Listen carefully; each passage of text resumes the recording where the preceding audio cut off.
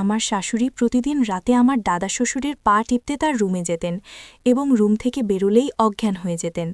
রহস্যটা জানার জন্য আমি আমার শাশুড়ির কাপড় পরে মাথায় ঘুমটা দিয়ে দাদা শ্বশুরের ঘরে গেলাম।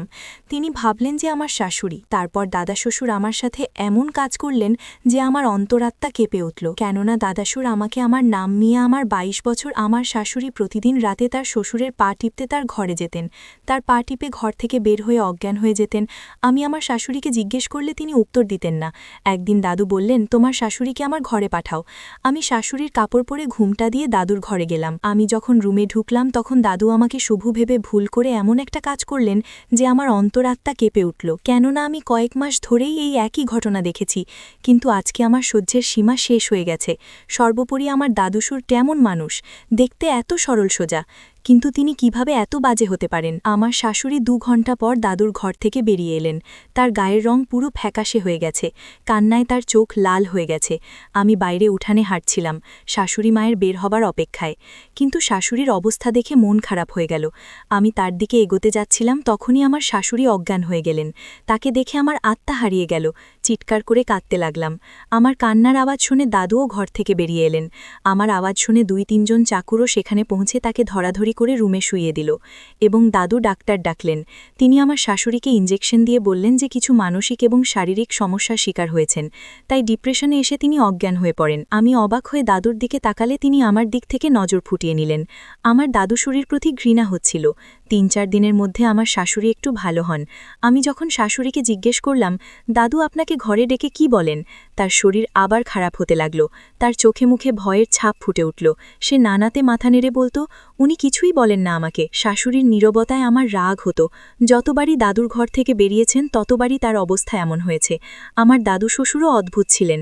তিনি আমার শাশুড়ির জন্য উদ্বেগ প্রকাশ করতেন, আবার তার সুস্থ হওয়ার সাথে সাথে তাকে তার ঘরে ডাকতে বলতেন। কিন্তু এবার আমি আমার শাশুড়িকে ওষুধ দিয়ে ঘুম পাড়িয়ে দিয়ে শাশুড়ির কাপড় নিজেই পরে ঘুমটা দিয়ে মুখ লুকিয়ে রুমে চলে গেলাম।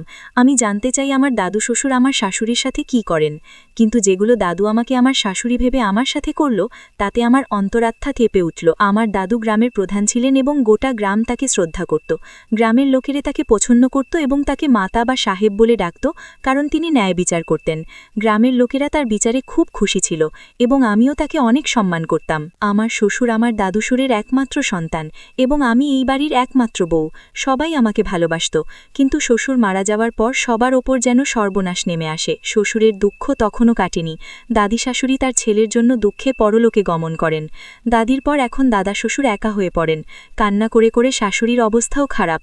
আমি কখনো শাশুড়ি আবার কখনো দাদা শ্বশুরের সান্ত্বনা দিচ্ছিলাম। কিছু সময় পরে আমার শাশুড়ি নিজেকে কাজে ব্যস্ত করে নেন। আমার দাদু শ্বশুর আমাকে আরও বেশি ভালোবাসতে লাগলেন। শ্বশুরবাড়ির সব দায়িত্ব এখন আমার দাদুশ্বরের কাঁধে। যখনই তিনি গ্রাম থেকে ফিরতেন ঘণ্টার পর ঘণ্টা আমার কাছে বসে শ্বশুরের কথা শোনাতেন আর চোখে জল ফেলতেন। তিনি আমার শ্বশুরকে যতটা ভালোবাসতেন ঠিক ততটাই আমার শাশুড়িকে ঘৃণা করতেন। প্রথম থেকেই আমি দাদুকে শাশুড়ির সাথে কথা বলতে দেখিনি। এর কারণ ছিল যে আমার শাশুড়ি তাদের জাতের ছিল না, কিন্তু তিনি আমার শ্বশুরের পছন্দের ছিলেন। দাদু তার বন্ধুর মেয়েকে বোর করে আনার ইচ্ছা ছিল, কিন্তু তাকে আমার শ্বশুরের জেদের সামনে মাথা নত করতে হয়। সেজন্য দাদু আমার শাশুড়িকে পছন্দ করতেন না।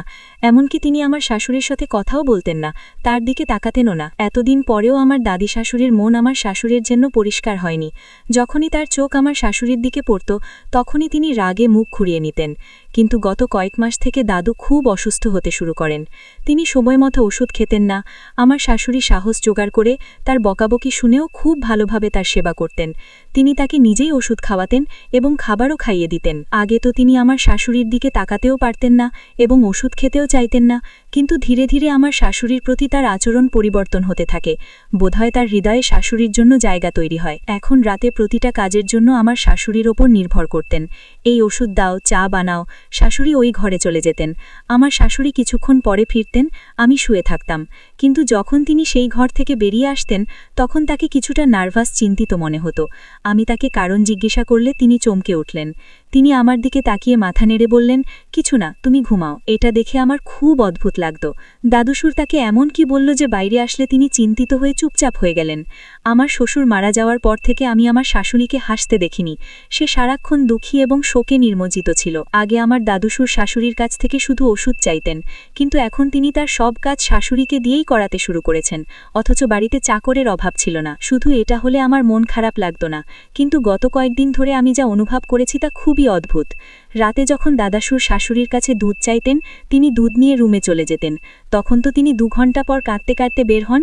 এখন তো শাশুড়ি দাদুর ঘরে ঘন্টার পর ঘন্টা লেগে যেত। শ্বশুর মারা যাওয়ার পর থেকে আমার শাশুড়ি আমার সাথে ঘুমাতেন এবং তারপর তিনি বারান্দায় ঘুমাতেন। তিনি বারান্দায় না আসা পর্যন্ত আমার ঘুম আসত না। আমি শুধু ভাবতে থাকতাম, এক দুধ দিতে এত সময় লাগে কেন? এটা 2 মিনিটের কাজ। কিন্তু আমার শাশুড়ি আমার দাদুর ঘরে 2-3 ঘন্টা কি করেন? এবং আমার জন্য সবচেয়ে আশ্চর্যের বিষয় ছিল যে আমার শাশুড়ির প্রতি আমার দাদুশ্বরের দৃষ্টিভঙ্গি অনেক পরিবর্তন হতে শুরু করেছে। তিনি তাকে খুব গুরুত্ব দিতে লাগলেন, কিন্তু আমার শাশুড়ি সব সময় তার সামনে ভয়ে ভয়ে থাকতেন। আমি সবচেয়ে বড় ঝটকা তখন খেলাম যখন তিনি ঘোষণা করলেন যে আমার শাশুড়ি গ্রামের মহিলাদের প্রধান। এখন থেকে গ্রামের মহিলাদের সমস্যা ও তার সমাধান আজ থেকে এই করবে। আমি ভেবেছিলাম আমার শাশুড়ি এই কথা শুনে খুশি হবে। ভগবান তাকে তার অধিকার ফিরিয়ে দিয়েছেন, কিন্তু তবুও তিনি খুশি ছিলেন না। আমি না জানি তিনি কি ভাবছিলেন। আমি খুব খুশি হয়েছিলাম যে আমার শাশুড়ি এই বাড়িতে তার সঠিক সম্মান পেয়েছেন, কিন্তু এরপরেও আমার শাশুড়ির মুখে বিন্দুমাত্র খুশি ছিল না। তার অবস্থা এমন ছিল যে যখনই দাদুশুর তাকে কোনো কাজ করতে বলতেন তখনই তিনি ঘাবড়ে যেতেন, আর যখন তিনি সেই ঘর থেকে ফিরে আসতেন তখন তার মুখ ফ্যাকাশে দেখাত। কিন্তু আমি তাকে কারণ জিজ্ঞাসা করলে বলতেন, কিছু না, আমার জন্য অপেক্ষা করে আছো কেন? ঘুমিয়ে পড়ো। আমি বললাম, আপনি বিছানায় শুয়ে না পড়া পর্যন্ত আমি শান্তিতে ঘুমাতে পারি না। জানি না কেন সে আমার এই কথা শুনে আমার দিকে তাকিয়ে আমার মাথায় হাত বুলাতে লাগলেন। একবার কারো কান্নার শব্দ শুনে আমার ঘুম ভেঙে যায়।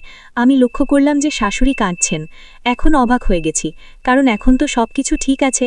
এখন দাদু তাকে সম্মান করতে এই বাড়িতে আমরা খুব খুশি ছিলাম। আমাদের কোনো কিছুরই অভাব ছিল না। এখন তো আমি দাদুই দুমুখে আচরণে টেনশন ছিলাম। একবার দাদুর ভাইয়ের ছেলে আমাদের বাড়িতে এসেছিল। সে অন্য দেশ থেকে এসেছে। আমার শ্বশুরের খবর শুনে সে আমাদের সাথে দেখা করতে আসেন। আমার শাশুড়ি খুব স্মার্ট এবং যুবতী ছিলেন। কেউ তাকে আমার সাথে দেখলে তাকে আমার দিদি বলে ভাবতেন। শ্বশুরের ভাইয়ের ছেলে প্রীতম 3 দিন আমাদের বাড়িতে থেকেছেন। তিনি আমাকে খুব ভালোবাসতেন আর বললেন, তোমার শ্বশুর আমার খুব ভালো বন্ধু ছিল, তুমি আমার মেয়ের মতো। আমি তাকে খুব পছন্দ করতাম, কিন্তু খাবার সময় সে বারবার আমার শাশুড়ির দিকে তাকাচ্ছিলেন। কিন্তু আমার শাশুড়ি ক্রমাগত তার দিক থেকে মুখ ঘুরিয়ে নিচ্ছিল। কিন্তু ভাইপো আশায় দাদুকে খুব খুশি দেখা যাচ্ছিল। এই 3 দিন দাদু ও শাশুড়িকে ঘরে রাখেনি। একদিন যখন ওই আঙ্কেল আমার শাশুড়িকে যে কথা বললেন সেটা শুনে আমি হতবম্ব হয়ে গেলাম। একদিন ঘুম থেকে উঠে দেখি আমার শাশুড়ি ঘরে নেই।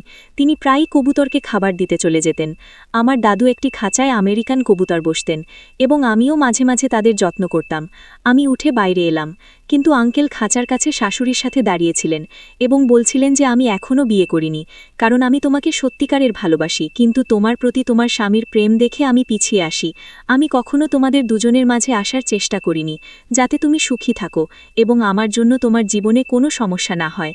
তাই আমি ইউরোপে চলে যাই। কিন্তু যখন নরেনের মৃত্যুর খবর শুনলাম তখন আমি তা সহ্য করতে পারিনি। আমার কাকাতো ভাই ছাড়াও সে আমার সবচেয়ে ভালো বন্ধু ছিল। নরেনের ধাক্কা আমি সইতে পারিনি। অসুস্থতার কারণে সেখানে কয়েক মাস কাটিয়েছি। তারপর আমি তোমার কথা ভাবতে শুরু করি। এখন আমি কেবল তোমার জন্য ফিরে এসেছি। তুমি যদি অনুমতি দাও তাহলে আমি তোমার সম্পর্কে কাকার সাথে কথা বলবো। আমি আগে কিছুই জানতাম না। আমি শুধু শ্বশুরের কাছে তার কথা শুনেছিলাম। শাশুড়ি ঘাবড়ে গিয়ে বললেন, ভগবানের তোহাই এমন কিছু বলো না। তিনি আগে থেকেই আমাকে সন্দেহ করেন যে আমি শহরের মেয়ে, আর আমি কখনোই তার ছেলের সাথে গ্রামে থাকতে চাইব না। কিন্তু আমি চুপচাপ আমার সারাটা জীবন এই গ্রামে কাটিয়েছি। নরেনের দিকে তাকিয়ে আর কখনো শহরের দিকে ফিরে তাকায়নি। আমার ছেলে এখন বড় হয়ে গেছে আর তার বিয়েও হয়ে গেছে। সময় পেরিয়ে গেছে প্রীতম। ইউনিভার্সিটির সময় নয় যে আমি পরের সিদ্ধান্ত নেব। তুমি বন্ধুত্বের খাতিরে আমার ভালোবাসা ত্যাগ করেছিলে। কোনো প্রশ্ন ছাড়াই নরেনকে আমি মেনে নিলে। সেই ভালোবাসার খাতিরে তুমি কাউকে কিছু না বলে এখান থেকে ফিরে যাও, আর কখনো এখানে ফিরে এসো না। এই বলে শাশুড়ি সেখান থেকে চলে গেল। আমি লুকিয়ে লুকিয়ে সব শুনছিলাম।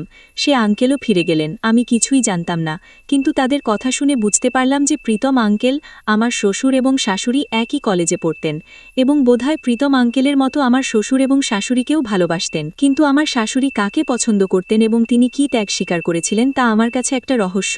দাদু আমার শাশুড়িকে অনেক গুরুত্ব দিতেন, কিন্তু তারপরেও কেন শাশুড়ি কাঁদতে থাকেন? শাশুড়ি আমার শ্বশুরকে খুব ভালোবাসতেন, কিন্তু তারপর এমন কিছু দেখলাম যে পায়ের নিচ থেকে মাটি সরে গেল। শাশুড়ি আমার দাদু শ্বশুরকে চা দিতে গেছেন। সকাল থেকে আমার মাথা প্রচণ্ড ব্যথা করছিল। ভেবেছিলাম মাথা ব্যথার ওষুধ দাদু শ্বশুরের কাছ থেকে নিয়ে খাবো, কারণ তার কাছে সব ধরনের ওষুধ আছে। কিন্তু দাদু শ্বশুরের ঘরের দরজা খোলার সাথে সাথেই সামনের দৃশ্য দেখে আমি হতবম্ব হয়ে গেলাম। আমার দাদু আমার শাশুড়ির সাথে আমি পিছিয়ে হেঁটে সেখান থেকে ফিরে এলাম। তারা দুজনে আমাকে দেখতে পায়নি, তবে আমি নিজের চোখে যা দেখেছি তাতে নিশ্চিত ছিলাম।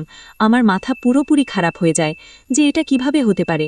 আর কেন জানি না আমার চোখ থেকে অশ্রু ঝরতে লাগলো। আমার চোখ যা দেখেছে সেরকম কিছু আমি কল্পনাও করতে পারিনি।